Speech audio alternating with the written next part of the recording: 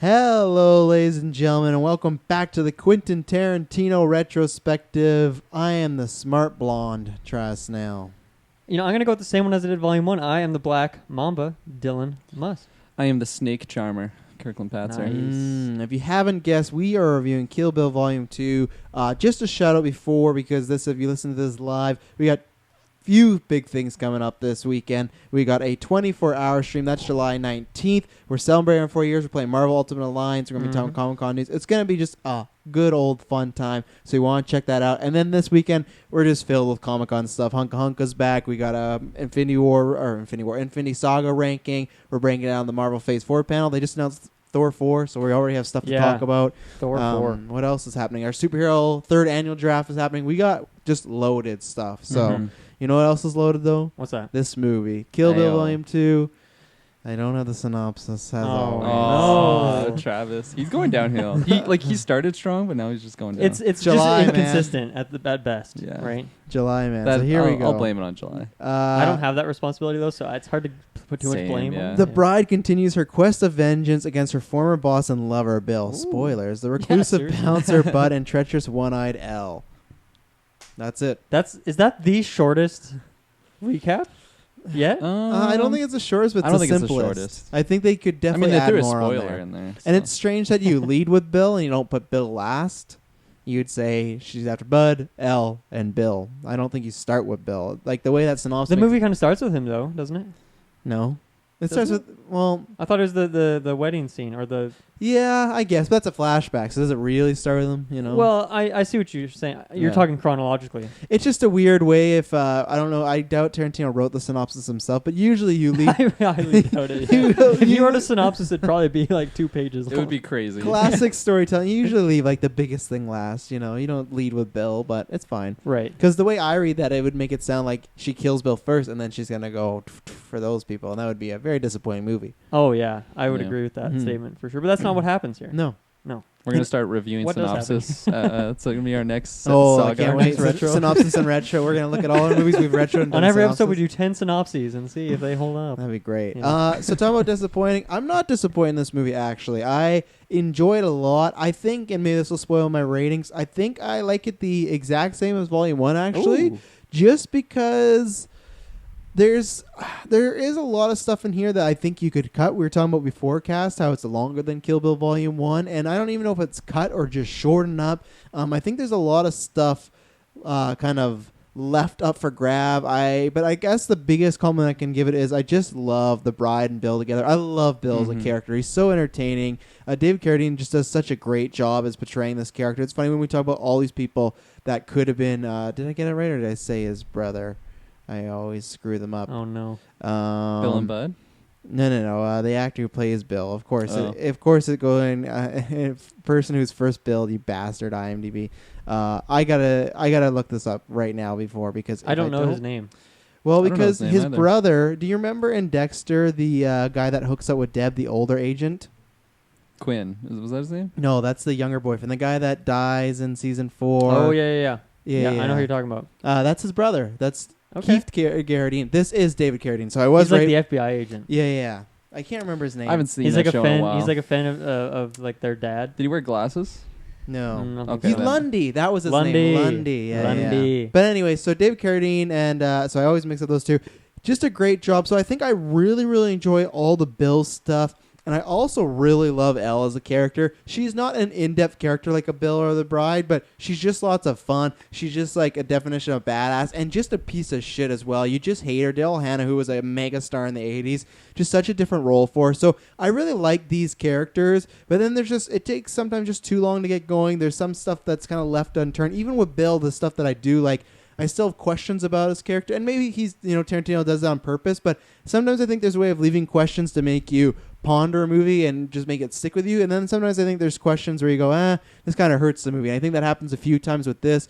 I think the Bud stuff kind of like sucks, and not in a way where like I like Michael Madsen as Bud, but that takes too long. I don't like the resolution of the Texas Barrel and whatnot. I just don't understand that, especially they talk about this character being, I know we'll get to it more, but just so dangerous. I'm not a fan of and especially it's maybe hypocritical as I love superhero things. I'm not a fan of people that put their people in traps and leave them. To me, that's a superhero trope. That's for that world. In this world where it's the bride, this killer, it's always thrown me off that this is the way they take her out. I get that's the way he wants to do it. So I have lots of questions and stuff to bring up there.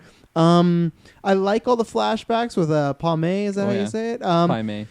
I like them, but at the same time, and I think he's going for this. I've always felt very uncomfortable when I watch those scenes because I think he goes out of his way to make him like kind of he's training her, so he's doing it for purpose, but he's just so nasty and so rude, and he's just so talking down to her. And I think it's honestly, you call me pansy, but I think because it's a woman, it's like, it feels very misogynistic, and I like it for the fact that it's done well, but it's not a part of the movie or whatnot I really enjoy or of his films. But I like his look, and again, I also feel they don't really dive too much deep in him.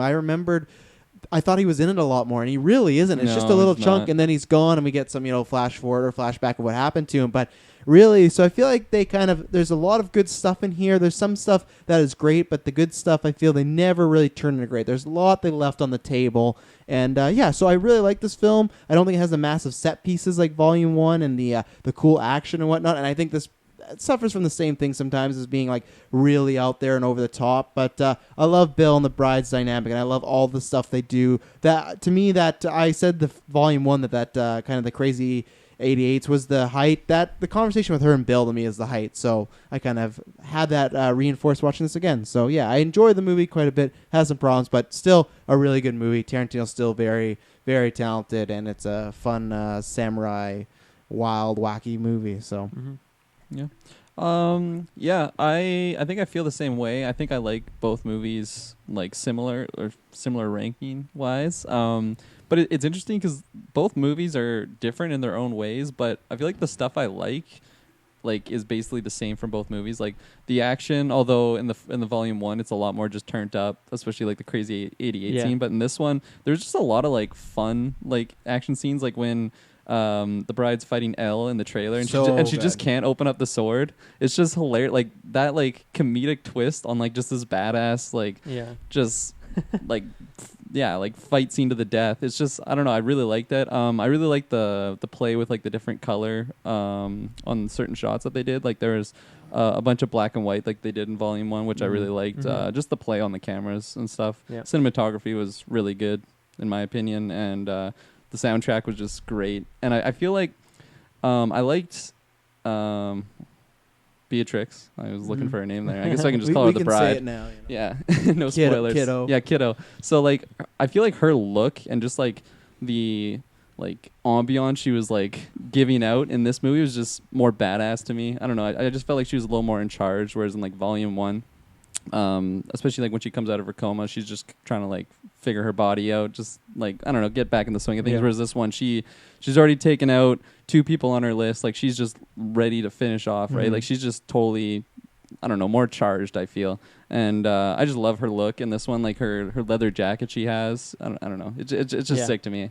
And I really, really like the dynamic between her and Bill, though. I agree with you. It's just like, especially at the end when it's like very climatic ending, you feel like this is gonna be a huge battle, but then it just turns like total changes the tempo, and then obviously it leads into like the big battle at the end, or I guess it's not as big as like some of the other fights, but it was an interesting like change of pace, and I don't know, it's just really unique, and I really liked it. I love that actor too. What's his name? David Carradine. I almost called him Bill Kavanaugh. I don't know why. Bill Kavanaugh. Who the hell is that? Alex Kensington. Yeah, but no, I loved him. Elle was great. She just had such like a menacing look, even from Volume 1. I just loved her look with the eye patch. I love how they explain like how she lost her eye, and then like that little play that Beatrix does to her. It's so good. And I think 2 movies they're different for sure. But for me, just the things that they do well are similar between the 2, and I think that's why I like them both similar. Or I just can't reach for words right now. Sorry for that. I'll pass it off to Dylan. Yeah, I think I'm definitely lower on this movie than you guys are. I've seen both of the Kill Bills now twice, just for the first time last year and then again this year. And I remember being a little, I don't know, maybe a little let down when I first saw them. And I think maybe the reason for that is because I didn't like Volume 2 as much as I liked Volume 1. And so I was wondering, okay, how is that going to affect me the second time now that I know what to expect a little bit going into it? And I think I'm pretty much in the same spot, actually, where I think I've realized watching them again, like, Volume 1 is a lot higher than I thought it would be before we started this retro. But Part 2 is just going to kind of stay kind of in the mediocre section for me. And it's hard to pinpoint why, because if I look at, like, what Tarantino does well, what I love about his movies, it's like, it's the dialogue, right? It's the dialogue and the characters. Those are the things he is the very best at, even though he's also got, like, great soundtracks and, you know, really good cinematography, all that good stuff. It's always the dialogue. And I think, you know, Part 2, Volume 2, I should say, has a lot more of that. It's a lot more focused on Bill and the bride and their conversations together. But for some reason, it doesn't hit me as hard as the dialogue in, like, the other movies where, you know, eventually we're going to do a ranking and do our top scenes. And most of those are just going to be, like, straight dialogue scenes for me. And I don't know if anything from this movie is going to make it in there. It just doesn't, to me, it doesn't hit me as hard. And I think it's because I don't care as much for the character of Bill as you guys do. And it's hard to pinpoint an exact reason why. It's not even that I was missing the action from the first movie, because I really like the action in the first movie. I think it's quite good. But, you know, I'm watching these Tarantino movies for the dialogue. So that's like what I'm looking for. And I guess it just didn't hit like that high standard that I have set for his movies now. So I think that's kind of the key reason why I see it lower than Volume 1, even though there is some great sequences in here. Like I really like the Buried Alive sequence. I like that it cuts back into the backstory and how it's, you know, kind of just unveiled, like it pairs her training with like accomplishing something with like something tangible, right? Puts her in the moment. And I think that's a really good thing. I agree with Bud that he's like quite a dull character. Like there's a scene he has where he goes to like where he works and just like talks to his boss. And I feel like in any other Tarantino movie, that would be like a really fun scene, right? Because it's just like a one-off character who's only in one scene, but you can just have like this really fun sequence of dialogue between them. But instead it's just like, okay, I feel like that's kind of a waste of 10 minutes right there. Like I don't really care about what's happening here. Even if it is good writing, it's just not all that interesting. Yeah. And I think that's kind of Bud like the whole way through. Like there's not really a whole lot going for him. But I agree with you guys completely on Elle. I think she's a lot of fun. I love that fight scene as well, because it's just like this epic, what should be like an epic battle with like these two legendary swords from possibly the best blacksmith in the world, and it's just like in a fucking trailer in like the desert, just like this total shithole. And it's just like such a fun dichotomy, like those two, like that imagery, I guess. So I really like that sequence. And I don't know. I think the twist maybe just doesn't hit me as hard as it should have. Because I guess you kind of get it hinted at in the first movie that, you know, the kid is still alive, the child's still alive. They tell you in the first movie. Yeah, that's what I mean. Like they tell you at the very end of the first movie, and then really they don't talk about it a whole lot throughout this movie. I guess Bill comments on it a couple times when he's talking to Bud and Elle, if I can remember correctly. Yeah, because I don't think there's much reason to bring her up until the bride gets there, right? Because she doesn't know about like that she's still alive. And yeah, I don't know, that whole ending sequence to me, it isn't bad by any means, but it doesn't hit me as hard as it probably should as like a finale to what is essentially Tarantino's longest movie, if you want to put these together, which is kind of the case, right? Like they're not so separate, like they are pretty much. It was meant to be one film. Yeah, exactly. Like it only counts, if you look at his discography of only doing 10 movies, it only counts as one between the two of them. So I don't know, it doesn't hit me as hard as it should, but I love the very like, it is like kind of anticlimactic, like you said, but the fight scene of them just kind of in like sitting at the table, like the choreography of that is like really cool, even though it's only a very quick scene. But I think it shows like how much she's grown and learned over time. But yeah, it is a fun movie. I think,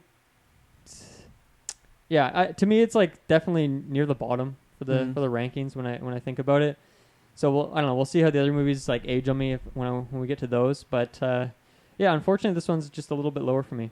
And it's not even that it's like Jackie Brown is kind of just uninteresting. I don't really want to watch it again. But this one isn't in that tier. It's just like definitely below everything else for me. You know, it's like distinctly in between Jackie Brown and the rest of his movies. Can you say it for sure about Hateful Eight? What do you mean? Like the rest of the movies, just because I'm referring to that one being like another one that hasn't been watched much. I've seen Hateful Eight probably 4 times. Really? I've seen it. I like it quite a bit. So I think that one. I haven't watched it in. I guess I watched it like last year. I really enjoyed that movie. Really? I think it struggles with some pacing issues, but I think this movie does as well.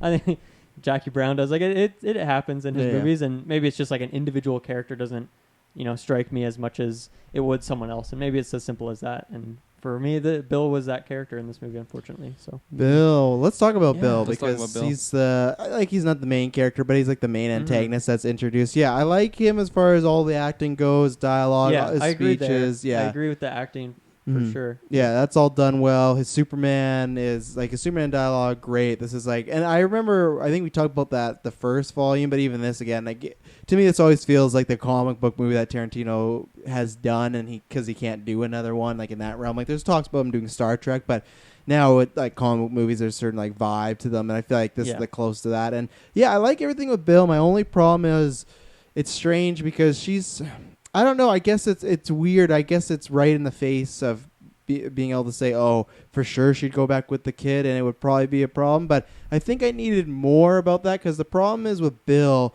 we only learn about what we know about him is just through the bride. So her saying, this is a case where Tarantino usually does this, so it's a thing he leans on. But when she says, oh, they were pretty much in love, it sounds like she got pregnant and then she just didn't want the baby to have that life. But for me, and this is, I don't know if it's the way it was acted or it was poorly written, I never got the vibe that 100%, Bill is a very terrible person, but I still think it's strange that the bride never went back at all to just even see, because who knows if him having a kid could have changed his perspective, because it entirely changed her perspective, right? Yeah. She's a cold-blooded killer, is going to do this forever, but she said the second she found out she was pregnant, it was all about that kid. And Bill, who...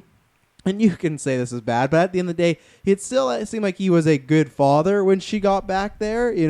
Obviously he had killed the mother, so that's a big no-no. But I'm just saying, from the kid, he took care of her. She might have maybe a warped sense of life and death, but other than that, she's not. It doesn't seem like she's unsayable, right? She seems like she's a good kid, and even and I love little moments of.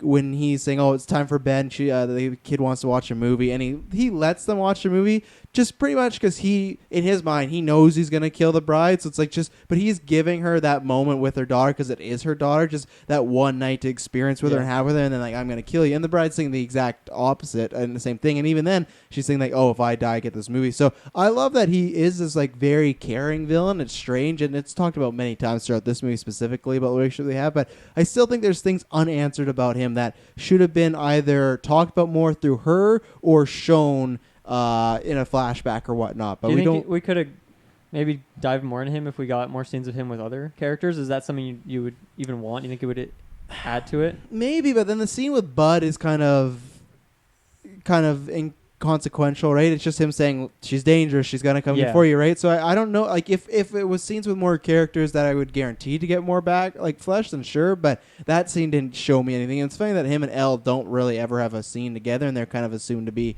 in a relationship. We just get a couple of phone calls, right? Yeah, and the flashback obviously to the wedding. But it's weird that they're in a relationship, and I always wonder too, how is Elle with this kid? Because Elle to me seems very where Bill, he's a cold-blooded killer, but I don't consider him an unstable character. Where Elle, I consider an unstable character. So I think there's things like that I wish they dived into, and then things that they do dive into that I still want more, and stuff like her killing.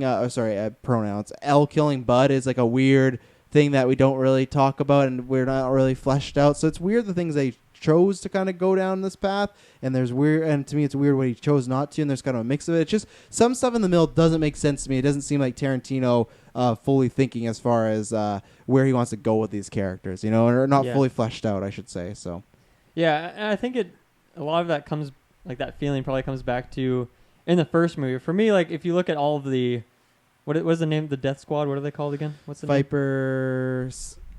Viper something assassin squad. I totally am blanking. Viper assassin. That's close.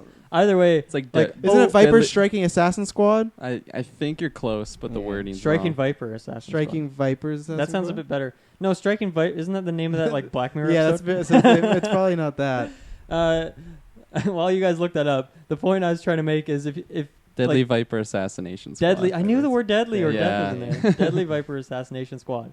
There you go. What is the abbreviation of that? Deadly Viper.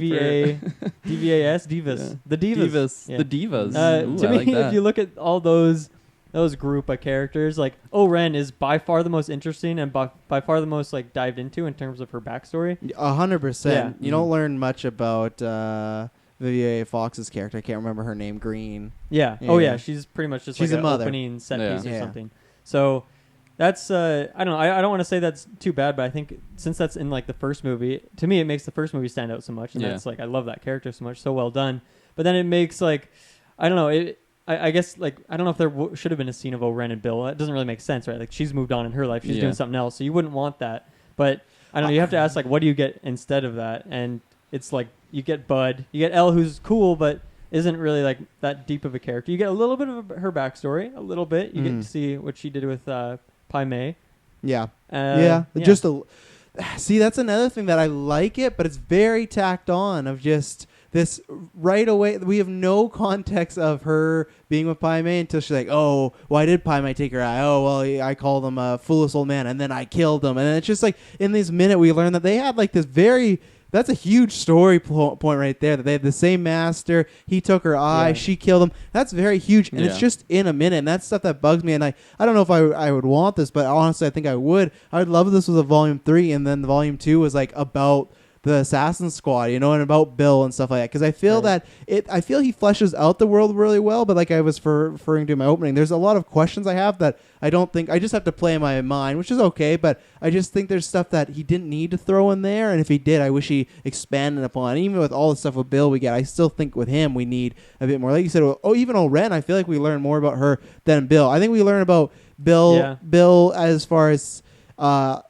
in context to the bride and how he ended the relationship, right? But I don't think, because like I said, I just don't personally buy her saying that about, like, she'd be worried about the kid. Like, they really, really want her dead.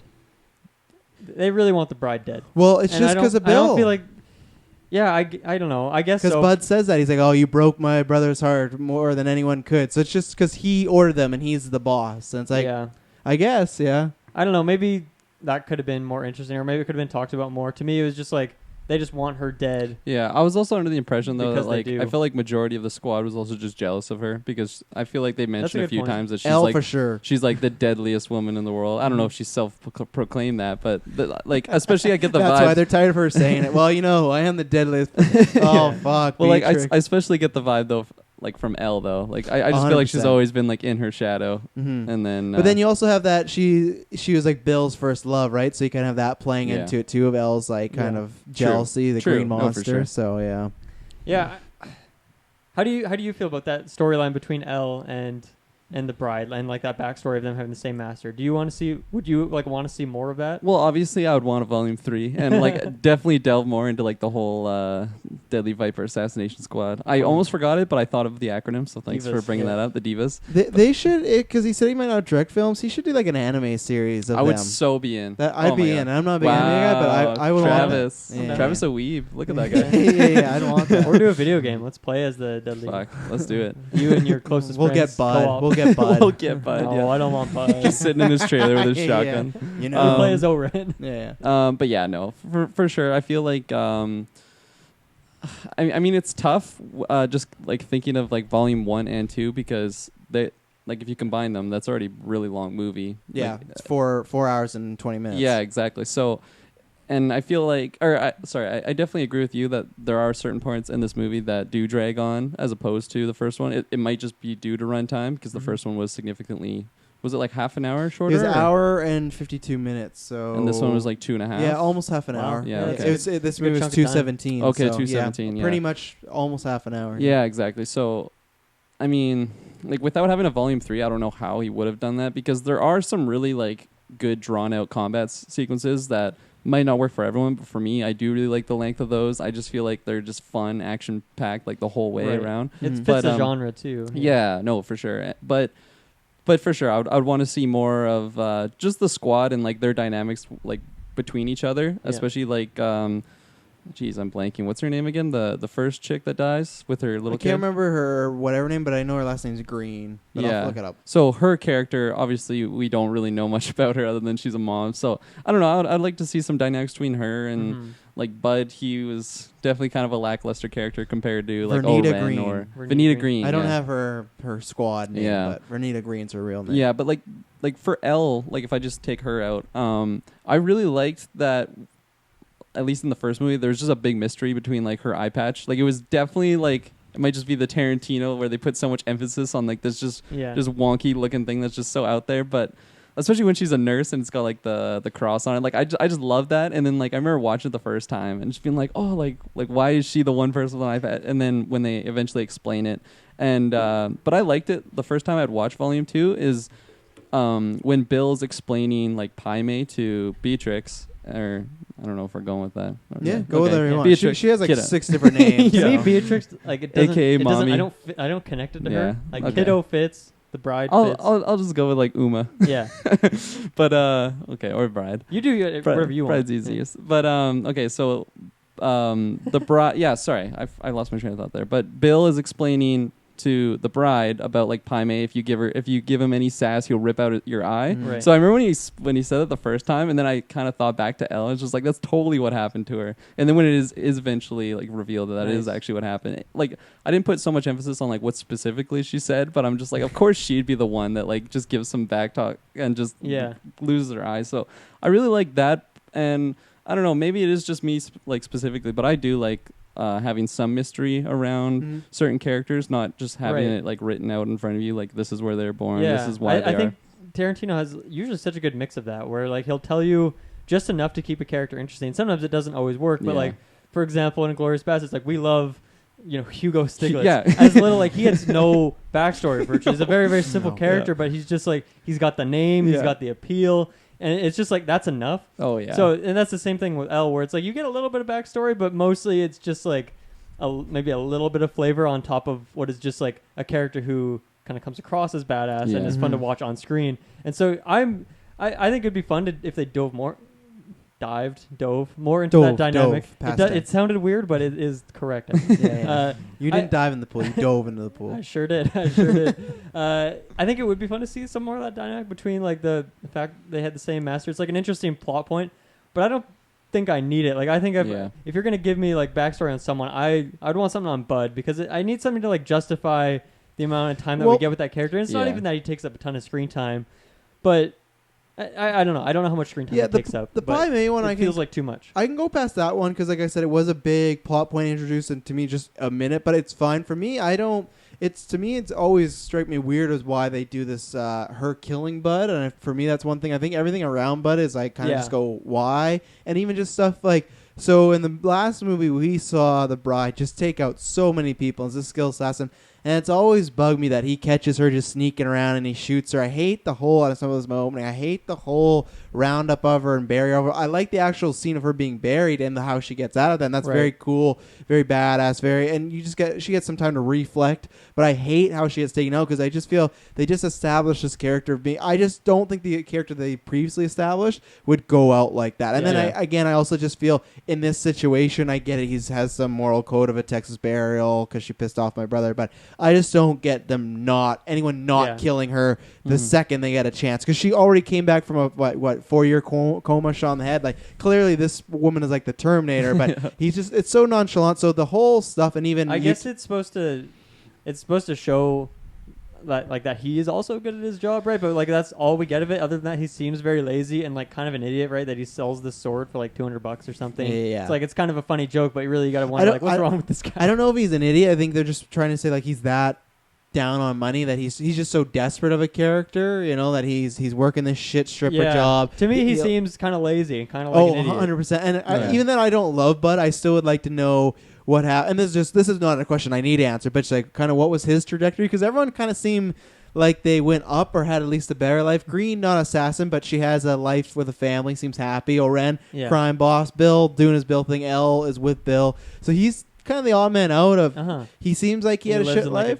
And I feel in the middle of the desert by himself. And I think the other problem I have that I feel like they kind of combat each other, because he says like, "Oh, she deserves to die, but we do too." I felt that I wish they almost took the same approach with Bill as they did with him, as she showed up to kill him and he just kind of went, "Yeah, just kill me," because I just feel like what we meet, the small portion in Volume 1 and then what we meet in Volume 2, I don't get the sense this is the character that's looking to kill the bride. I feel like he's a character looking to be put out of his misery. But then once the bride shows up, he gets back into badass mode and he's spitting tobacco in her face, which is gross. But so I feel with Bud, it's kind of all over the place. And that's the thing where it's funny with Volume 1. I definitely dislike a lot more stuff in this movie, but the stuff I really like. So it's a weird oxymoron. So yeah, that's how I feel about Bud. And I agree with you what you already said. the strip club stuff, it works enough, but it's nothing Yeah. I'm too interested in. Other than I like to just be like, take that fucking hat off. I have some trivia about that as well, but yeah, I guess because Michael Madsen's good, that makes it all right. But I feel like sometimes I go back and forth with the whole Bud character because there are parts of him that I really like. Like I just like his gross, like just I don't know, He's just cowboy gross. like Yeah, person. yeah. Like you just hillbilly. redneck. Like obviously I don't like those type of people, but he's just he just portrays that like character so well, and he just I don't know, like he's creepy, but at the same time I love how he pulls off. Yeah, exactly. And I feel like Michael Madsen kind of has like there's similarities between his characters in all three of the Tarantino movies he appears in. So to me he is. What's the best way I can put this without being offensive? He's the best at that type of role, and he's also, I'd say, in the main roles that Tarantino hands out, like the worst actor, because I feel that he can only do one thing well, and that's about it. And even then, he has limitations. Like, and it's like a pretty basic. Yeah, even Mr. Blonde, like he's a badass. He comes off intimidating, but it's still very basic, and the line delivery he has is good. But I think it's just because that is Michael Madsen. I don't think because Michael Madsen's a great actor. Right, and he's like. He's a similarly simple character in Hateful Eight as well. He's always like that remember, kind of. Mm-hmm. But yeah, like there are some like I don't know, like if you play the argument that he got the one up on her because he's just that skilled and everything, I would have just preferred to like I don't know, see some like cool samurai shit because he had the sword, right? And just a shotgun. Yeah, and like I don't know, maybe there's another argument you can make that like maybe he's just feeling like remorse for what he did to the bride and just like felt bad. And then you kind of see some like, I don't know, some sunshine on that topic when he's talking to Bill and like, oh yeah, blah, blah, blah, we did that to her. Like we deserve to die. And then it just totally 180s. And he's like, well, maybe she deserves to die too. And then I just feel like they never go like full one way or the other with him. Like he's just kind of a weird character. And especially since they don't go deep into like explaining why he is the way he is or if that's just the way he always is or his... I don't know, his loyalties to Bill. Because I like, they're brothers, but I just feel like... you almost forget that. Yeah, totally. And like, unless they like hit you over the head with it, like to the man on the samurai. The only man I ever loved. Yeah. But like their dynamic, it just didn't seem like strong brotherhood. Like I felt like Bill loved him a lot more. I don't know. I don't even know. I can't even say if I agree with you or disagree with you because I don't have enough to. So it felt like it was a last minute. Like, how can we combine these characters a bit more? Oh, they're brothers. Like, okay, I guess. Like, sure. Another thing on Bud is it's weird because I feel like I should know a lot more about this character as opposed to like Green. I forgot her name again. Yeah. Venetia Green. Yeah, was that it? It's close. Vernita. Okay. That was very close. There's an R in there. Vernita Green. I feel like I should know a lot more about Bud as opposed to her, but at the same time, I think of them kind of equals, even though he had way more screen time than her. So he doesn't do much. There's a lot of him saying cool stuff, and I think when we're talking about why he's her brother or why he's Bill's brother, I feel like the only reason is just so he doesn't kill her on the spot, and he does her because he buries her because he was getting revenge for his brother because you broke his heart. So I think script-wise, that's the only reason why he's his brother. So he doesn't just right out shoot her, and there's this whole burial. But one positive thing I will say on Bud, though, if we didn't have him, we wouldn't have that awesome trailer scene and the scene when she like throws the chewing tobacco on Elle, and it's just like covers her. It's so gross. Bro, but I just love gross. that stuff. Yeah. There's even a scene when like Elle gives him the money. He's making like a margarita or something like with the blender. It just like does a zoom in on like him hitting the button. There's just like fuzz and like gross shit like all around. Like it's just the perfect like setting for what a character like that would be living in. It's just the little details I love. It's a nasty house, but it definitely feels lived in. By Absolutely. someone very particular. Yeah. And I like that during the fight scene, like she just gets knocked into him too, and just rolls off his body as he's on the ground. And I think it does. I mean, his death at least like.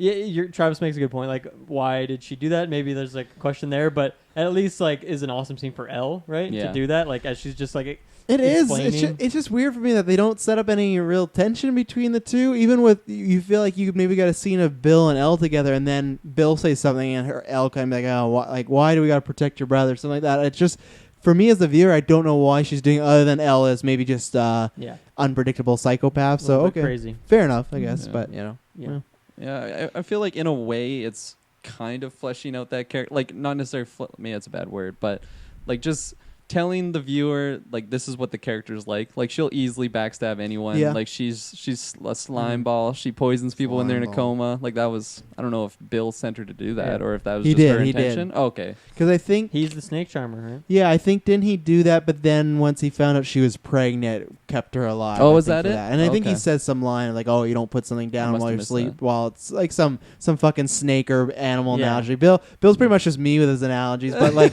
I think that's he has an analogy. But I think the main reason is to give birth to the baby because if you Okay. were to kill someone at that point, that baby's gonna die as well. So Okay. especially because. She's not that far along at the wedding. To be honest, she doesn't really have much of a bump. Or She kind of does. yeah, but it's not definitely. She's not ready to pop Oh, or no, anything like that. So definitely you'd need to keep her alive for quite a while. Yeah. So I- it was Bill that sent her. I also forgot that she had gone there and then left and then time passed and then she woke up. For some reason when I was watching it, I thought she was there to poison her, left, and then she like woke up like right after. Right. I was Yeah. mistaken there. Not Buck the was case. around Yeah. doing some stuff. Oh, good old Buck. He got what he deserved, though. Yeah. Oh, yeah. Since we're kind of talking about that trailer scene, let's just talk about that fight scene now. So Oh, there's, yeah. There's a lot of great details. One, I like how it opens with like Uma's feet, just like that zooming on her feet Oh, as she it's so crashes through the door Just to as a knock huge her drop out, kick, and then she yeah. just flies across the room. I like that. There's a couple good callbacks. One, it explains like what happened to her eye, Mhm. and then also the scene of her pulling out her other eye is like a callback to she does it to some guy during the fight in the first Yeah. movie.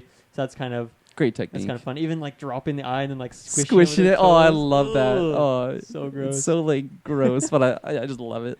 Yeah, I just love that action scene because it, like as you said, like when she hits her sword on the roof, can't pull it She out. does it multiple right? times too. Like she does it against the wall, and then Yeah. like she does it against the roof, and then I swear she does it in the hallway. I think, but Yeah. it happens a few times. It's Like just it hilarious. really takes into account like the space they're playing, and Yeah. it makes it feel like a real fight. And it's like this is not the battleground for No, this kind of exactly. fight. But it really makes it just feel like such an authentic fight, and just like blasting through the walls, like all of it feels like really. It's just really, really well done. Yeah. Oh, such a good scene. The music's great too, and they're The having their music is great. final Yeah. stare down. It's just this huge operatic, big time epic Operatic. music. Yeah, Faces. it's just the zoom in and whatnot. And even then, they have the big fight, but you're expecting it to go a little bit more. But it only lasts for about 15 seconds, and then she takes That's the like- eye. And That's she, like all the fights really with the big in this characters, movie, if in you this think movie, about it. yeah, this movie Well, even definitely. like like the fight with the crazy 88 is long, but the fight between them, like there's not a whole lot of scrapping. I feel there's like like maybe yeah, like 10 sword swings. I in feel like the entire longest fight. fight is between the bride and Go-Go actually. Between like just two individual characters. Yeah. Yeah. I'd say from the squad, it's probably Green to be honest. Oh Definitely no, Green. yeah, yeah, no, you're right. Yeah. Okay. Just that goes Yeah, on you're for a right. little while, but My yeah, bad. because I guess I kind of think about Oren, but it's more the crazy Yeah. eights and just getting to her, you know. The fight with Elle goes on for a bit too, because after she gets her eye pulled out, she like smashes the She's- mirror and then just freaks out for like 2 minutes. And I'm just gonna like, kill you. oh Well, then man, she just I leaves feel like her there. that whoever that stunt double was, like you got a few bruises out of that one. Like wasn't well, a stunt double. I got some trivia about Really? that. That was oh, her? yeah. Damn. But did get some bruises. So I was 100% certain it That was was a great stunt double. acting. That's like yeah. yeah, that would definitely be many bruises. So good Mhm. for her. Stick around for the trivia. So Stick around. I'm trying to think. I'll be here. Yeah. Another scene. It's not necessarily like the fight scene, but just leading up to it when the bride's coming back and like seeing Elle and Bud like in the trailer, and then it just zooms in and does like that red alert like sound again. Mhm. I just love anytime Mhm. they use that. I don't know. It's just a sweet Those spot for cheesy me. elements, It's yeah. so great. Isn't it only used once in this film? I think. I Right. think so, yeah. Last film they like They use it multiple times. clawed down on it. Yeah, Like I they think use it so. almost at any chance they get, but this time not as much. But what do we think about Pai Mei? We haven't really talked about him in that training scene. I love the setup again. Talking about Bill, I love the setup of just like you're Caucasian, you're young, you're a woman, you're gonna have a really tough time. American. Yeah, American. Like you, everything he hates, like you hate. So I like the setup. I like that Bill just like trounces out all bloodied and bruised. So clearly they got in some fight Yeah. or whatnot, and I just love that. And then I like I said, I have some. It does always make me feel uncomfortable, and I think the other thing is too. This is again, they definitely go into like the crazy eights, like over the top fighting with Pai Mei again, as far as like when he's jumping and standing on the show. sword. Oh, yeah. yeah. I love that. So there's Throws the sword like into the sheath like 20 feet away. Yeah, it's yeah, so great. all I can say is like I like stuff about it and I don't like stuff about it, but I can say it's an interesting set piece or segment of the film, and it has my attention the whole time, and I like her training and whatnot. And I think they framed it well as far as her being in the coffin. She's trying to get out with the wood, and just it's such a good idea. And I like the actual kind of motivational things he has for her, like messages and whatnot, or like when she starts to eat with her hand and like, you want to eat like dog, you'll sleep outside and in the house. So there's some things that I like, and then like I said, there's some times where it's a little too much for me. It's just, I think maybe it's the actor so good, but yeah, that's how I feel about Padme. But yeah, some crazy stuff. I think so. The first time I saw the movie, I really didn't like that sequence at all. To me, it just kind of dragged on too much. But I will say, watching it again, I liked it quite a bit more. Mm-hmm. I had like the memory that it would just like was such a long sequence, but it's really not all that long. No. And realized that the second time around, I really like the character moment from her and how it leads how it's like a flashback that leads directly back into the movie and like pushes the movie forward. It's like a good way, like pacing wise, it's really well done, I would say. It's, I don't know, even though I liked it more on the second watch, it's fine. Like I'll take it or leave it. It's not one of my favorite Tarantino scenes. It's not one I'll like, tell someone, oh, you got to watch this like one scene. It's so well done. It's all right. I like a little of the battle between them, but I think it maybe does go on just a touch too long. And I honestly don't know the reason exactly why I don't care for that character as much as I should, because I feel like he is just so over the top. He fits the movie so well, and he is like a funny character with a really distinct look and all that. So he fits like all the check boxes for a Tarantino character I like, but he's just one that ends up being kind of average to me. Yeah. I really, really like this character. I remember the first time I watched this movie, I was watching with my dad, and we just love that character. I love his look with like the eyebrows. He just has the thickest eyebrows I've ever seen. Yeah. And I love any time he like says something, or maybe it's not, but like they just zoom in really close on him, and I just love like the camera play that they use on this character. Like, I don't know if they're just trying to like really make it just so over the top. Like, he already looks so over the top. His movements are so over the top. Like the way he talks, and then just like the way that the camera plays with him, it's just so out there, and I just love that. And then like you said, when he just grabs the sword and like throws it, and it just sheets. It's just like, okay, it's great. But I really like their little like combat scenes that they do, or like the training. When she's just trying to hit him, and then he's just totally, obviously it's just like playing on strings, like when he's standing on the sword, but it's just so like fun for me. Like the choreography there is just good. And I think it's when she like kicks him in the nuts and then he like twists and he does this laugh.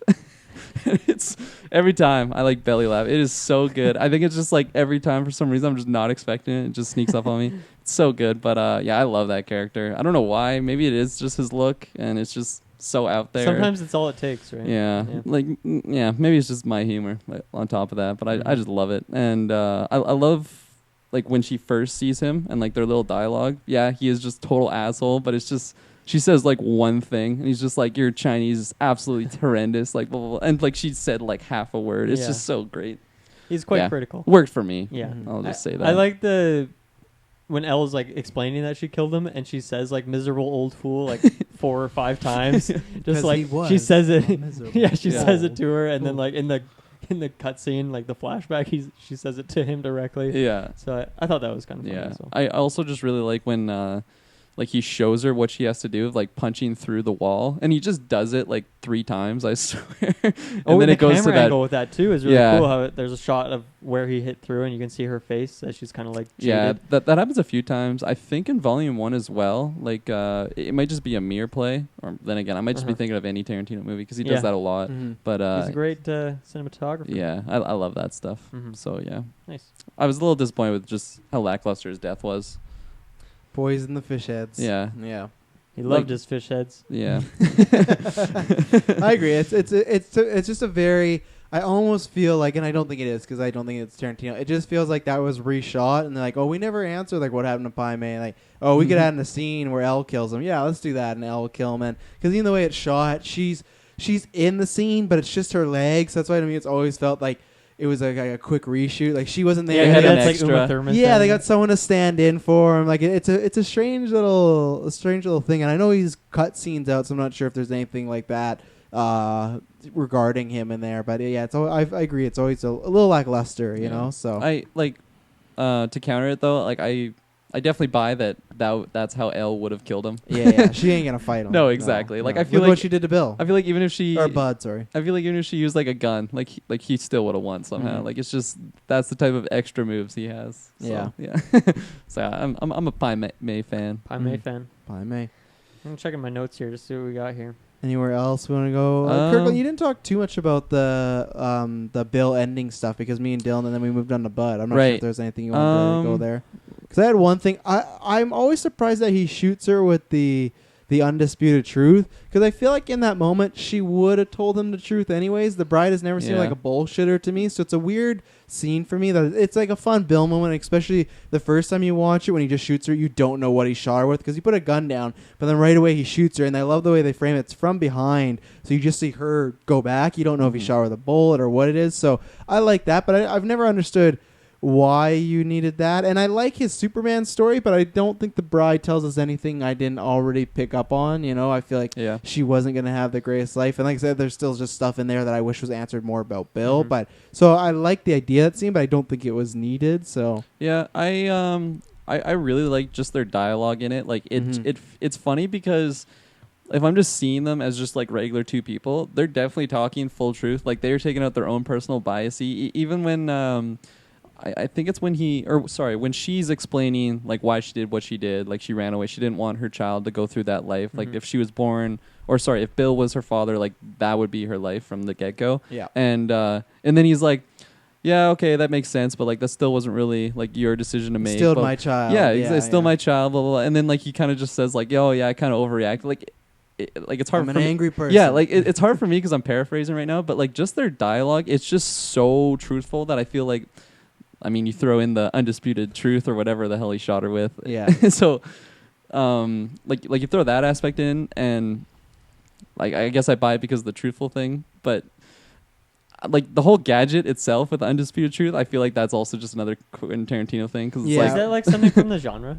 Like it might be. I'm not a big like samurai guy. It may be an anime, but they did. I didn't put it in the trailer for the first one, but there were storylines, and I think there's another thing they put in Volume 1. But obviously, the thing Elle had, that Bill's also a chemist, so that's where that was talked about more in either Volume 1 or 2. I can't remember. But so he like made it himself. Yeah. So it's supposed to, that's his like supervillain power, I guess. Yeah. He's an assassin who also has chemicals. So cool. Yeah, and then just quickly going back to their like topic, it just felt like such a, I don't know, just super honest conversations between the two of them, and like you don't even feel like they're trying to kill each other at one point. Like they're just basically like telling about their lives, and then obviously once it goes back to like the combat scene, I really like how fast it is too. Like there's a fun little, I don't know, I think he like swings at her and she kind of shoots back and then like pole jumps herself. Yeah, back she up uses with her sword to catch herself so the chair doesn't fall. It's really, it happens so fast. Yeah, it's really stylized, really cool, and catches his sword and then gives him the 5-second punch or whatever. Well, again, when I was talking about like with the movie, their conversation too is they both feel that the other person's gonna die, right? And that's the same reason why Esteban lets her know, because they go, well, Bill, and that's the way that Bill is this character. All of them kind of have this sense of code. That's one thing they do, other than Elle, I'd say, but all of them have, all the assassins have this sense of code, and he kind of has this in his mind. He wants to go down that he is going to finally kill Beatrix. So he wants to talk about anything and everything. He's not the person that's going to take her out and kill her right away. So I love that build up. And I love the conversation he has with BB about the fish and about how he relates that to the mom and everything like that. All that stuff is great and everything. And I love that I love the way Uma Thurman sells when she finds out BB's alive. Oh, yeah. She's just devastated, and it's so well done. She just kills it. And I like I said, I had maybe some problems with some conversations in the middle, but I still like what they're saying. They're acting well, but all that stuff with them like playing fake house with BB is great. Like, she shot you, you got to go down, and she acts like it's so good. And you just, because you never know, even when the kid's introduced, you never know, is Bill just using this as a way to, like, we know because we've seen the second time, but when the first time, is he going to use this as a shield? Is this kid, because you also question, why does this kid really love her? And this shows, again, why I sometimes question her decision. Bill clearly the whole time that BB's been alive has been talking about Beatrix in a very nice light and been talking her up and has pictures of her all around and everything like that. So the second when she meets BB like loves her and referring to her as mommy. It's not like she's not known her for 5 years at all. So you see another side of Bill that way, and I just love all that dynamic laid on. But even then, you don't know, is this kid just acting and really fucked up and gonna be a part of this charade? But really, you don't know, and that's why I love it. It's this constant like chess game until she puts her to sleep, and even then it's this back and forth. And Bill could have shot her right there, but he wanted his answers first. Obviously didn't pan out for him in the end. But like I remember the first time I watched it, just from the moment that they introduced that BB character, I was just always like suspicious of Bill, and like maybe like even, I don't know, like he shot her when she was pregnant. How could she not? Or how He would he didn't not? know. He didn't know though. Remember? That is fair. Mm-hmm. Well, I don't know. I feel like she kind of had a bump. Don't they touch upon that she is pregnant and he does know, like when he goes to the wedding? I don't think so because I think remember that's the last thing she says before he shoots her. I'm pregnant. The baby's yours. Remember? Okay. Yeah. Sorry, I misunderstood you. I thought you said She just says it's yours. I thought So he might have known Well, he she says was the pregnant. baby's yours. Yeah, maybe. But how would he did know that? He did know she was pregnant. He just didn't know it was hers. How would he know if she's pregnant? They comment on it. But I'm trying to say, how would he know though? Because when she finds out she's pregnant, she's gone, and he just assumes she's dead. Maybe does he say? Well, maybe she's. So you're saying like, why would he go to find her? No, I understand why he'd go to find Yeah. her. I'm trying to figure out the timeline. If he did know she was pregnant, when did he find out the information? Because the timeline is she finds out she's pregnant, she goes off, she meets whoever this guy is. Realistically, he could have just got like Elle or someone to go investigate and find out. Maybe, yeah. I guess it's something that we didn't answer. I'm pretty but- sure he found out she was pregnant like when he was at the Well, chapel. That's what I'm wondering if there's some dialogue. Like to I'm him, missing. even her like leaving might have been an indicator. Maybe. I guess. Maybe, but either way, I actually don't remember how we got on this thread. We were talking about like the character of B. Oh yeah, I was talking about how like I was suspicious that Bill wouldn't have Right, because he killed- shot her when yeah. she was pregnant. Right, Yeah. right. So- One thing that both times I've watched this movie has kind of seemed off to me is, and maybe it's like a mother's instinct thing, maybe it's something I don't know, but like I just can't understand. But when she just like instantly believes that that's her child, I don't know. To me, I feel like Bill's like screwed you over many times. Like that might not be your kid. Mhm. Well, And she technically, just, like, he's only believes- screwed over the one time. It was a big one time, but it was only once, and he did it. I'd say that's enough. Like I don't know, Yeah. and like I don't get me wrong. I wouldn't want a sequence where they go to the clinic and It's a do fake like a daughter. DNA test or Yeah. something. But to me, it's like I don't know. For her to like instantly believe that, maybe she knew all along. Maybe she has that feeling. But to me, that's like never really conveyed. So She could, but I think it's not like a huge problem. It's just like a little nitpick for me. I think maybe Yeah. that's why the ending doesn't have as much of a big finish to me, is because I've always felt that I don't feel like it's fully resolved. maybe she just knows that Bill's not that type of character. Yes, Bill could come and shoot her at the wedding, everything like that. But Bill doesn't seem to be. Other than that, he like. I guess it was a con, him bringing everything to the wedding, but he was never lying to her. She never said, "Oh, you're gonna kill me," and he never said no. So maybe she just views that Bill isn't gonna pull that type of maneuver, and he does have that sense of code that Right. he wants her to meet her daughter, which At he the same does. time, I feel like you gave him credit to know that like that's a great defense that he could use. 100%. Yeah. So I don't know, Yeah, just Yeah. a little thing. no, for sure. And then this might be in your trivia, but BB, is that in reference to Bang Bang? That's what I assumed her name Kind of. was. There's two of those. Let's see. Because like the first song we hear in this entire movie is That's My a good Baby thought. Shot Me Down, So whatever the B- hell that song's called. So Bang, Beatrix and Bill both start with the letter B, hence the naming of the daughter BB. There are also other BB references. For example, the opening song "Bang Bang Baby Shot Me Down" by Nancy Sinatra, and also when BB sees Beatrix and Bill for the first time, the water pistol, she yells "Bang Bang." So Mhm. yeah, there's multiple Yeah. That's cool. reasons in Yeah, there. Yeah. so I thought it was fun, especially like her name being BB. Like the first thing she says is "Bang Bang," and then it just takes you back to like the very first scene Yeah. in Volume 1. I really like that. Mm. It's just a little niche thing that I just Mhm. I don't know, caught my attention. And then if we're still talking on that end scene, I just love his like the villa. It just like the look of it. Like when Yeah. she walks in, like the Hattori sword is Yeah. just like displayed there. out It's in just the open, yeah, on top of TV. it's a fun little like villa, and then like just like the circular style living room, and then it just goes off into the little courtyard there. I don't know. It just for me it was feels like like all planned out. Like where he gets her to like sit down. It's like if she's gonna go for the sword, I'm gonna have time to react. And Yeah. stop her or something. yeah, no, for sure. And I love his death scene too. If he like readjusts himself, swipe the blood, and Yeah. asks her how he looks, and like you look good. And I love that. And I think you can, if you're a longtime fan, know like I'm a fan of Batman and Catwoman, Daredevil, Elektra. I like those dynamics. I think we don't see them in movies enough. Even those are popular examples of like. I love like the former lovers' enemies or like the enemies in love, because it's just such a dynamic. Because if that person you're fighting you also love, you don't know what they're gonna exactly do, and two, you're always gonna be a little bit torn. Obviously, that's not the case because the bride does make the final blow, but it's still like obviously was a tough thing for her to do, right? And she's really emotional. Even that, I love that scene when they get to an apartment or a hotel, and BB's just watching cartoons, but she's just like broken up in the bathroom, like bawling. And then when she gets out, she's very happy because BB's there. Well, but I thought she was laughing. She's I think the scene, to me, the scene starts with her crying and then she turns into laughing. Yeah, it's like a state of hyper euphoria. She's just like So and that's what I like. It's just little things. It's not like I'm here to kill you, Bill, and she kills and walks away like a badass. Because a lot of times she is a badass, but even then, like Ren, we saw she had some honor. Yeah, that's the most personal of the people she's. Yeah, the only one she really kind of like hates is Elle. Like just leaves her there, because even Green, she made the mistake of taking a shot at her, but even then she levels the kid like, hey, I had to do this, come get me. But other than Elle, she has like kind of a respect for all of them. Bud, we don't get to see because Bud's death is not by her hands, which always bugs me a little bit, but it was by the Black Mamba though. It was by the Black Mamba. So, and I've got to show because I don't have my notes, I'm gonna forget it. I love the opening scene, also the flashback, but I love her back and forth with Bill and them lying to like the new husband, like, oh, it's my dad from Australia. Arlene.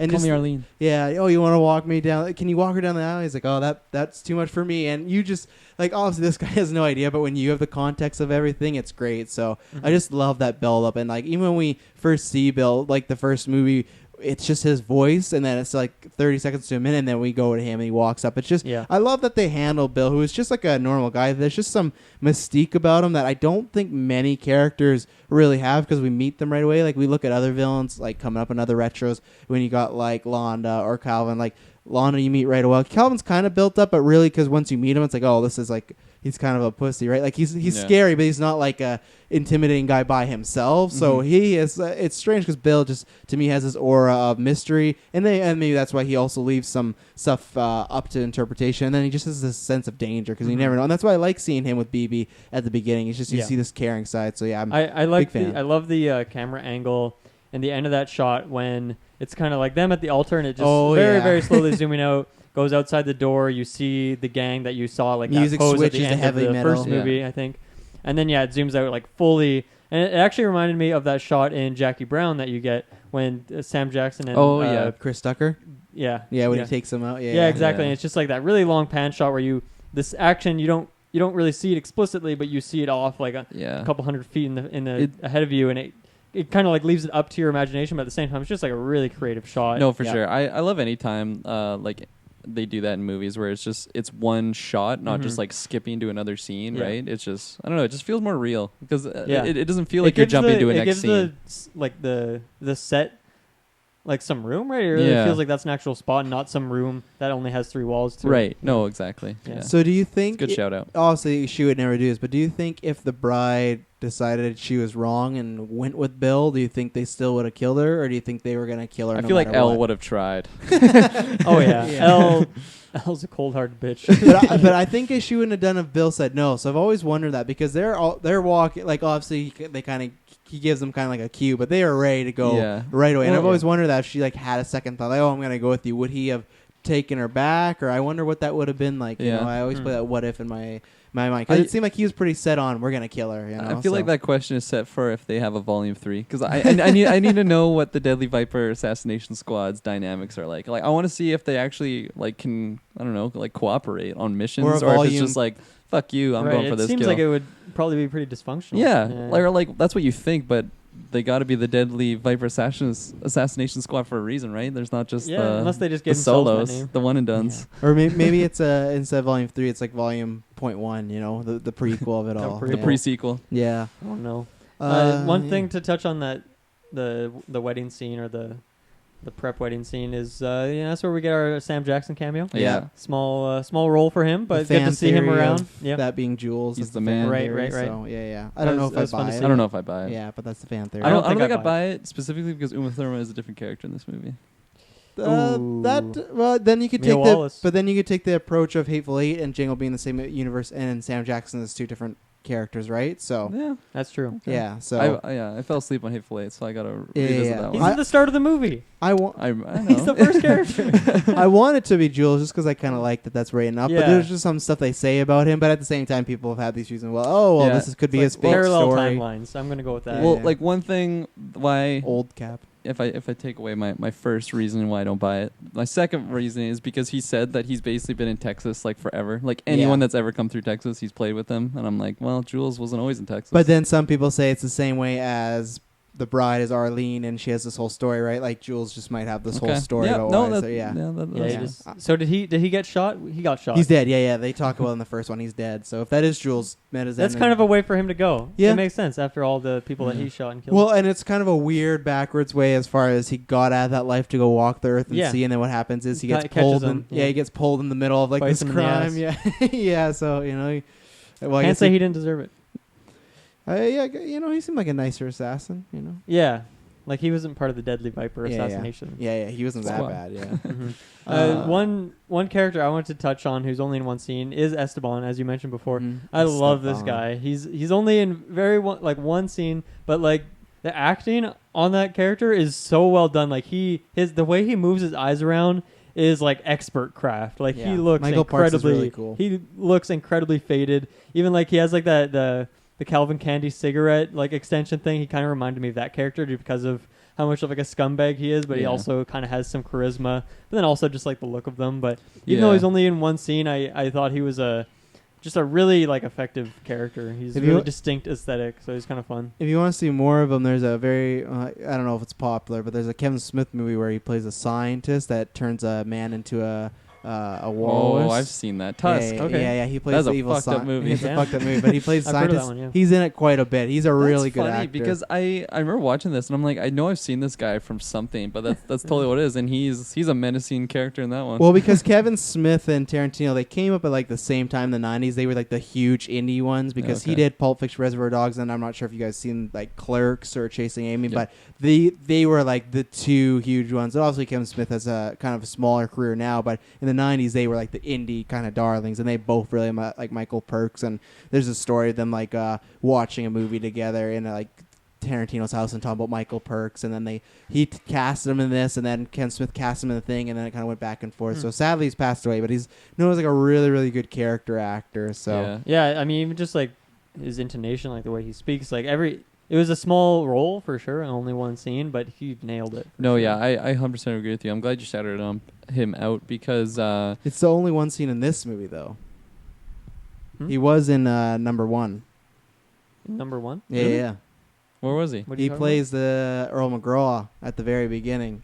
Are you serious? Yeah. Oh, wow. He plays them both. So the sheriff that looks over the wedding scene and is like, "Look, she's too pretty to be dead." Funny. The big eyes. Really? That's him. Yeah. He looks totally different. The same character? No, it's not. But that's a different character. So he has like the James Remar, Django Unchained thing going on. Really? Yep. That's cool. That's fun. Then he's He's a great actor. Those are totally different characters. Not enough people know who Michael Parks is. He's just like a really I know who you are. Yeah, he's done that his whole career, character actor. So but just going back to that retroactive Golden Geek coming for you, man. Just going back to that Esteban scene though, like he's not in it a lot, but just like his like body language and the way that he talks, he just feels like he's killed a lot of people, and like very sleazy, and like very sketchy. Yeah, exactly. And like, but at the same time, he kind of feels just like a retired cartel lord. Like he's very laid back and like willing to just kind of conversate with her, whereas before it'd just be like, "You are not worth my time." But he just puts off this aura of just like uneasiness. Yeah, and, even like I loved it. He's like, "Yeah, I'll talk in English." Yeah. He's like, I never got to talk in English. Yeah, schmooze, just a beautiful woman. Yeah. And then his candy cigarette. Yeah, I love that extendo cig. Another scene, if I can segue, is the scene when, I try to say like all three versions of her name at once, so I'm just gonna call her Uma. Uma. Yep. When Uma like finds out she's pregnant, does the pregnancy test, and she has that little standoff with Karen. Oh yeah. I absolutely love that scene. There's just so much tension, and you're waiting for either one or the other to just shoot, which they don't. Spoiler alert. Mm-hmm. But it's just such a great like scene. I don't know. I just love the quick dynamic that those two have. And then when she like runs away and the door closes, it's another one of those like hole in the wall scenes. It just shows her face. She's just like, "Congratulations," and she just runs away. It's just that's easily one of my favorite scenes in this entire movie. Like especially because it's kind of slow because not a lot happens. They're just kind of like conversing, and then Karen's just slowly like walking back. She like trying to find like the pregnancy thing. I like that she struggles to find it. Yeah, she's like explaining how to read it. She's like, I can read it for myself. The blue means I'm pregnant. I will find out myself. Yeah, it's just so good. And even Uma like lying down on the ground sideways, kind of similar to the shot of Oren. I mean, it's from the animated sequence, but she kind of does the same thing. From behind it as well. So it's a cool callback shot if it was intentional. No, either way, it's in there. It's cool. Yeah. So I wanted to shout out that scene because I absolutely loved it. And then I'll jump into my notes. That I'm glad I went back to my house to get my phone because I would not have my notes because there was some things I missed. While Kirkland's looking, my last note I have is I love Elle when she's talking about Bud and talking to Bud and talking about when he's got hit with the viper, like the bites and everything like that. And she's talking about that there's a gargantuan amount of venom in the bites. And she's like, I really like the word gargantuan. I rarely get to use it in a sentence. So I like it because when she said that, I didn't remember it from the movie, but I also like the word gargantuan. So it's like a penultimate word. It's a classic word. You never get to use it. Yeah, like she said, you rarely use it in a sentence. We're doing our gargantuan stream this Friday. Come check it out. Oh, yeah. Gargantuan 24-hour film. Actually, on that note, I didn't have it in my notes, but you just reminded me. When she's like reading off her just like the trivia, her notebook. Like I love the fact that she actually just like sat down and like wrote down all these notes to just like, I don't know, to explain to Bud. I want to see what else is in that book too, because I think there's like other stuff going on. Yeah, I don't know. It's just I could be mistaken, but I think she reads something else off her notebook. Well, because she also added where Beatrix was supposedly buried, right? So that's what I mean. I just feel like she has like just a bunch of shady deals on this book. I want to read that notebook. That's what I mean, right? There's a movie in that notebook. Like that's a like script right there. The fact that imagine if you're flipping through, you just got an address, and the next thing is like a whole like 3 pages about like snake venom, and so it's just like what is in there, you know? Yeah. And imagine being like the investigator who goes to that Earl crime McGraw scene, comes back, and there's like those 2 dead bodies. One got bit by a snake. The other one has 2 missing eyes and only one eye patch in the trailer. We don't know that she's and then dead. you're reading that notepad, and it's like, oh man, what really went on here? Yeah, we don't know that she's dead. Okay, that's true. Tarantino insinuates that she's not. So I have that in my trivia. Yeah, I'm curious. Like biologically, how long it would take to die from blood loss from your eye? I'm not sure. She lived it once. She didn't. Yeah, that's true. The thing though is I'm pretty but confident. Now she can't see, right? So like to get herself out of that situation would be quite difficult. And like if she's looking for her phone or something, I don't know if she had one, but just grab a black mamba. Like the black mamba's still in there. How would it not find her at one point? Plus, she's in the middle of the desert. She can't drive, clearly. I'm pretty confident she's dead. Well, fine. I'll throw this trivia right now. Tarantino, we talked about this Volume 1, stated there will be a Kill Bill Volume 3. Clearly outdated, but this was his pitch and what he was going to do. But it wouldn't happen for a decade. He also discussed possibility of a spinoff centering around Vanina Green's daughter, Nikki. It's been over a decade at this point. Yes, I don't think we're getting it. Who seeks vengeance upon the bride. The plot of Kill Bill 3 was supposed to be possibly about the bride who is forced to return to her former life when Nikki Green kidnaps her daughter BB in order to lure bride into a deadly trap. The bride learns Nikki is not acting alone and is working with Elle Drive, a now blind swordswoman. Oh so my God. In his head That'd canon, be sick. Just Daredevil. Yeah, in his head canon, Elle is alive somehow. So there you go. So that's, I need to see it on screen. I need to see her escape from that trailer with the Black Mamba in the middle of the desert. It's kind of the same thing as I hope when we're talking about the prequels or with the Assassination Squad. I don't think we're gonna get Kill Bill 3 the movie, but I think when he retires, we could get a comic book kind of like Django and Zorro, and I would like that a lot. And if they do that, then we should definitely do a review for that. Yeah, so I think that lends itself to anime or that, because I know he says he's done directing movies. That could be a lie, but even if he is, he didn't say he's done writing, didn't say he's done producing. It's the same thing. They're rumored to make that Django Zorro movie. He's gonna produce that, right? So it's like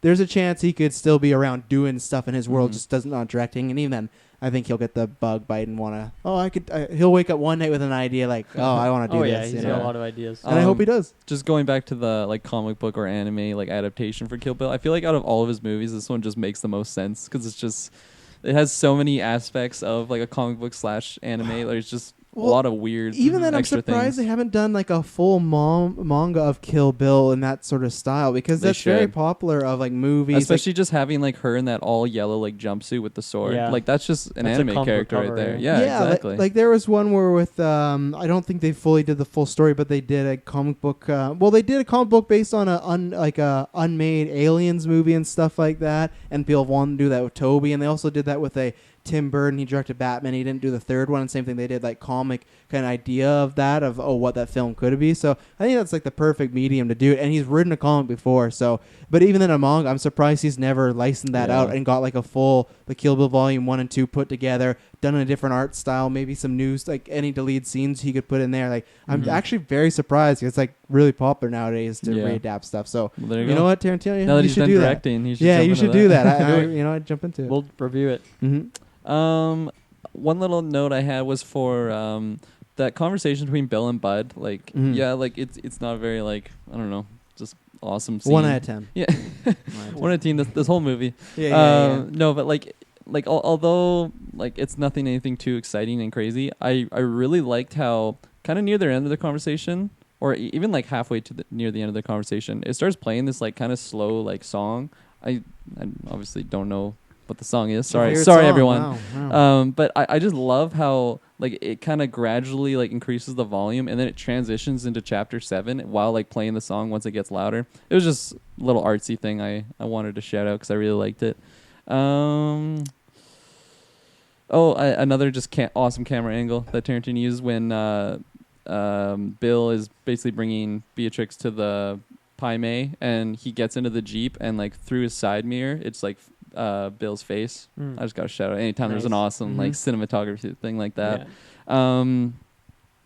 Just like basically in any like fight scene or like building up to a fight scene, there's this awesome like old school Western like kung fu badass music that plays, and I fucking love it. I eat that shit up for breakfast. So breakfast. Wow. Start your day off right. I like how actually there was a reference to, I guess this movie came out before it, but just another like kneecap like I believe it's Bill that shoots. I could shoot you in the kneecap, right? Yeah, I heard it's really painful. Yeah, exactly. And then especially since we just watched Django, or in the future we're gonna be watching Django. Patreon. And I don't know, it's just fun anytime you see like the same director use like a reoccurring thing. I love that. I eat it up for brunch. That's this time. What's for lunch? A scene we didn't actually.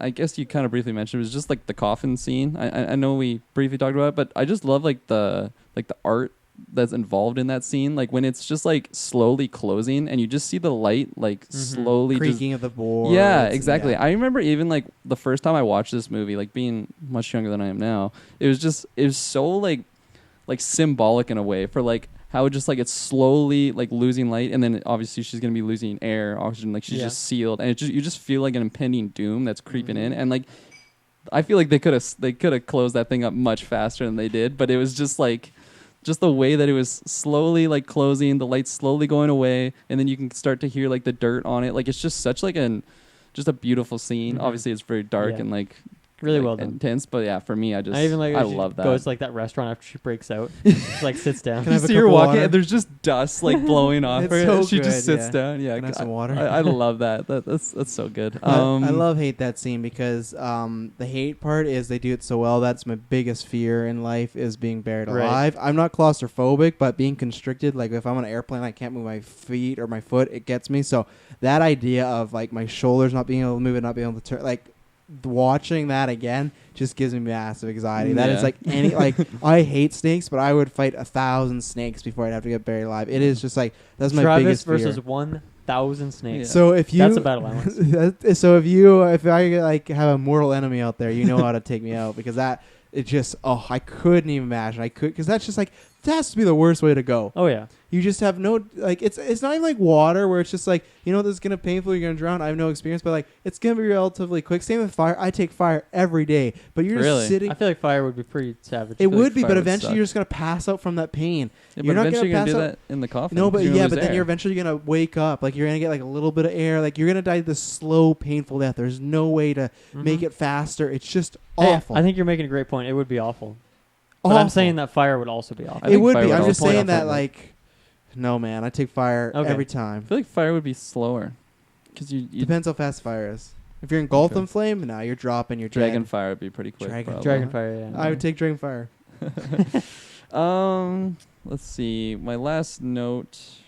Two last notes. Really quick. When Bill, like at the beginning of the movie, when Bill is having that little quick conversation with Beatrix, like outside of the church, when she's just getting air quotes, and I just love another beautiful cinematography is like they're slowly like kind of walking up to each other, and it shows their feet and just like the backdrop in just behind them. I just love it. I don't know. Good shot. It's great that it's I black agree. and white too. I just love That that. whole opening sequence, yeah. The whole opening sequence was beautiful. And then very last thing is I love how they just like change the font from like the first movie. Like when they show like the opening credits, Quentin Tarantino, whatever, Kill Bill. Like it's just this one. It's a very like almost like LA noir style like esque, especially since they have like the black and white, and it's just Beatrix like just telling her tale like in that vehicle. It's just so extra. I love it. So extra. I love that stuff. I had one more. My last note. I had one more note. When her name is finally revealed by Elle, there's like this very quick scene of a classroom, and the teacher says her name. Here. Yeah, it's so good, especially because it's kiddo, right? Yeah. So like they're putting her in that like situation with all these kids, and then it's just her as an adult. Just It's so great. And that actually reminds me, in that opening scene, like Bill does say kiddo again without saying her full name. So I love that. That's a classic Tarantino 5-second shot that's just like in there because he wanted to do it. It's just so perfect. That's one thing that's been reoccurring that I mean I've noticed it at the time, but like hasn't really like stuck with me, that it's been reoccurring through the movies, is that he just has those really quick like 5-second shots, right? Like this one, the Inglourious Bastards scene when he's having sex with his translator, whatever the hell she is, and then there's another one I believe in Django that I think we just talked about one in Kill Bill Volume 1 as well, but I can't remember off the top of my head. So there you go. A lot has happened since Kill Bill Volume 1. A lot of tell me about it. Yeah. That's all my notes. Trivia. I'm ready for trivia. I stayed this far. I want trivia. Yeah, seriously. I could have left half an hour ago. Tarantino originally intended to have Pai Mei's lips speaking Cantonese while his voice would be English, imitating a bad dub job, kind of like you see in all those old school samurai movies. I would have loved that. Tarantino was going to provide the voice himself. In the end, Tarantino abandoned the idea, and the actor speaks his own voice, which I like it, but I'm glad it didn't go that way. Especially with being Tarantino's voice, I think that could have been. I don't know. That could have been recipe for disaster. I don't think I would have liked it with Tarantino. Yeah. I said I was loving it before I heard that it was Tarantino. The brothel segment where the bride meets Esteban, played by the great Michael Parts, was the last scene of the movie to be shot. It was filmed at a Mexican brothel, and all the female extras were prostitutes that worked there. Let's go Mexico. Let's go Mexico. Therma and Hannah, who played the bride and Elle, did not get along with each other and reportedly instructed hotel and cinema staff to ensure that they would be kept separate from each other during the press tour of Volume 1. That's so great. They were again at odds at the film screening at Cannes Film Festival and ordered separate areas to be created at the after show party so they wouldn't clash. The two women won Best Fight at the MTV Movie Awards. Daryl attended. Uma's absence was conspicuous considering she had gone in the previous year and collected the award for her fight. Winning performance that year. So yeah, they did not get along apparently. That's amazing. So. That's great. It fits the characters. Just adds to it. Let's see. Method acting at its finest. That is very method. The story Esteban tells about Bill in the movie theater sucking his thumb is a story Kurt Russell told to Quentin Tarantino. Kurt did the same thing at a drive-in theater when he saw Marilyn Monroe on screen as a little boy. So you got that story from Kurt Russell, so cool. Thanks, Kurt Russell. We'll see you pretty soon in Deptford. Just what is that? Stone's throw away. Yeah. The boots Therma was wearing during the scene she was buried are the same boots Michael Madsen used in Reservoir Dogs. When he cut the police officer's ear, it was the same straight razor used as well. So interesting. Some fun, and it's kind of fun. He buried her use there. that prop room. Yeah, and kind of fun. He buried her. It's his stuff, so the club owner hated Bud's hat because writer and director Tarantino didn't like it. When Michael Madsen appeared on set wearing it, he tried to talk Michael out of it, but that didn't help. So Quentin Tarantino got back with a little change in the script that the next day Michael had to follow. So I'm guessing he's like, I think my character should do this. So Tarantino said, okay. And then he changed the script so the character says he got to take off the hat, so he had to take off the hat. So it's such a weird For me, thing. I feel like that makes that scene much better. Like knowing that. It's a personal thing. Yeah, exactly. Yeah. Especially like the way that he takes it off. Power as a director. Yeah. That's hilarious. Let's see. Daryl Hannah, who played Elle, improvised the scene where Elle driver's eye gets removed by Beatrix and she goes nuts. She did this because she thought it would make Quentin Tarantino laugh. He did, and that shot was in the final film. She sustained injuries and breaking so many things in the bathroom, sustaining multiple bruises and whatnot. So there you go. So I mean, risky move. Stunt people need jobs too. So not sure how I feel about that, but good for her. The climax of the film originally was originally written as a sword fight on the beach under the moonlight between Beatrix in a clad wedding dress and Bill. When production ran long, producers and Quentin Tarantino insisted Tarantino cut the scene back. All that remains is Bill's reference to such a fight while Beatrix sits on a sofa for the poster for the film. Beatrix in the dress holding her sword. So if you've seen that poster, I don't know how they would have set up her wearing the wedding dress in the final fight. That would have seemed a little strange. So I don't know where that was. I mean, there's a lot of cheesy over the top stuff throughout these movies. True. So that's true. They could have just changed her outfit and not even talk about it. Yeah. wore a dress the whole time. And finally, throughout both parts, Elle, Driver, and Bud are the only fellow assassin that Beatrix does not say of having unfinished business with her. She kills neither. Okay. So with Green, with Oren, Bill, she says, I got unfinished business. She never says that about Bud and Elle, which is kind of funny because Elle is like a big rival of hers. Yeah. But yeah, but she doesn't kill neither technically. Yeah, I wonder what's up with that. I wonder what the unfinished business is. Yeah, I don't know. A big question mark.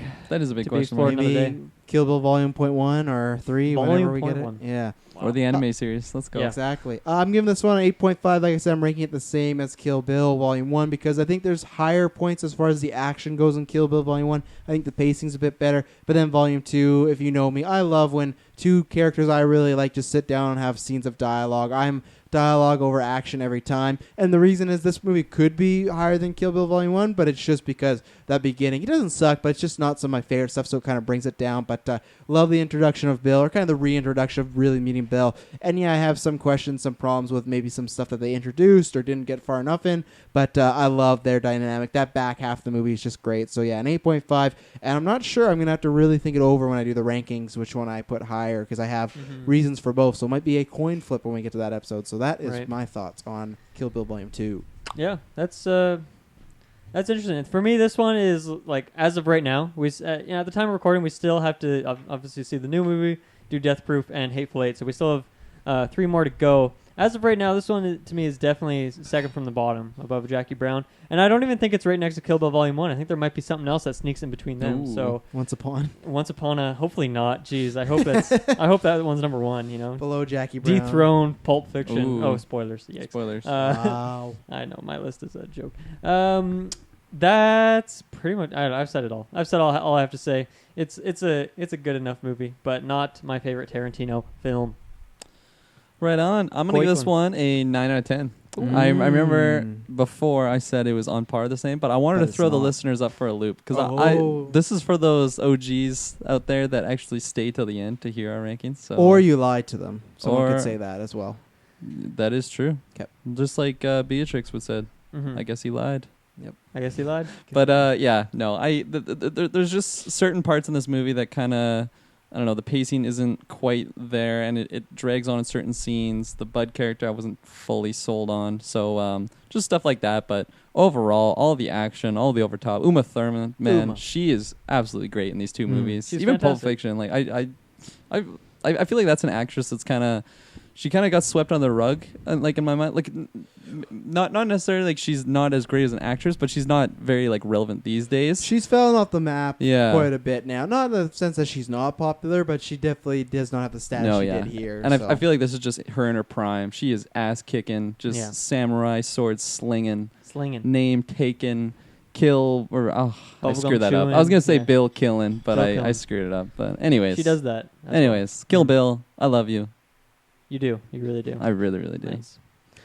Ladies and gentlemen, so for There it all is. of you, unless you head over to Patreon, you can get all the episodes we've recorded so far, which is Inglourious Bastards and Django Unchained. But then next for the podcast listener, if you're listening or watching this live or when they're being released, is Death Proof. I'm excited to talk about this one because I've never watched it with kind of with an eye. I remember really liking some stuff, and then I think maybe not enjoying some other stuff. But I think it's an underrated movie. I'm excited to talk about it because this will be my first loved viewing it. for it, so it'll be fresh. Really, your first one? Oh, I've never man. seen it before, so Nice. I mean, at this time, In a couple hours, you will. in a couple hours, I will have. Yeah, exactly. So stay tuned to that. So just if you like what we just did, head over to Apple Podcasts and leave us a review. Please, a written one. We're trying to get to 200. So if you like what we did here or any other content, please let us know what you thought. Subscribe for, like I said at the beginning of this cast, we got tons of stuff dropping. If you don't want to miss any Tarantino retro, you don't want to miss the rankings episode, or more importantly, you don't want to miss when we review Once Upon a Time in Hollywood, which I'm hearing rumors that Jack Nicholson makes a cameo. And if that happens, I'm going to stand up mid-theater because he is one of my all-time favorite actors. Hope I'm not actors. standing behind you. And he hasn't acted since like 2007, so I am quite excited. What was his last thing? The Bucket List. Or no, sorry, it's 2010. It's some weird rom-com. He was like played a dad lawyer with Paul Rudd, Owen Wilson, Reese Witherspoon. It's like You Think You Know or You Know My Name, like something like that. But this could be a good way to close out his movie film acting career. It could be. So yeah, I'm very excited for that. So you want to subscribe so you don't miss a single thing here we do at the Geek First. So thank you very much for tuning in, and until next time, Damn it! I was almost gonna say your thing. Until next to time. you, I say goodbye. Nice. Yes, I should have said that because I always screw it up. You did. To you, I say goodbye. I should have. I can't hear you because you're not speaking in your mic. Dove. Taylor.